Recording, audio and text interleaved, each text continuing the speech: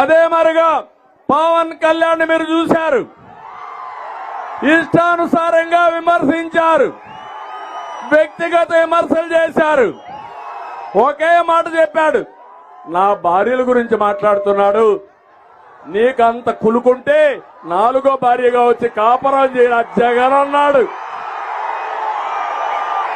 అన్నాడా లేదా?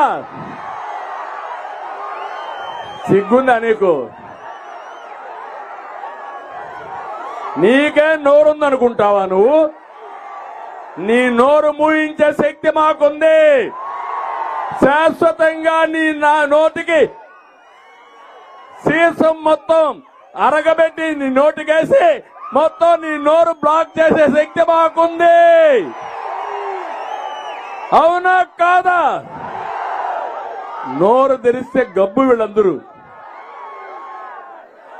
ఇలాంటి నాయకులు ఇంకొక నాయకుడు వచ్చాడు ఇక్కడికి, జ్ఞాపకం ఉందా మీకు? బుల్లెట్ దిగిందా? దిగింది బుల్లెట్. నెల్లూరులో బుల్లెట్ దిగింది. ఒక తన్ను తన్నారు. 4 జిల్లాల కవత నరసారావుపేటలో పడింది. నరసారావుపేటలో మళ్ళా బుల్లెట్ దించారు.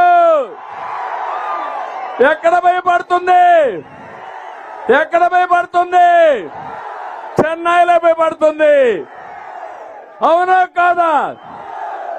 అంటే మీరు నాయకులు, మీ మాట మేము వినాలా? వినకపోతే బెదిరిస్తారు. నీ బెదిరింపులు అయిపోయినాయి. మీకంతా కూడా ఎక్స్పైరీ డేట్ దగ్గర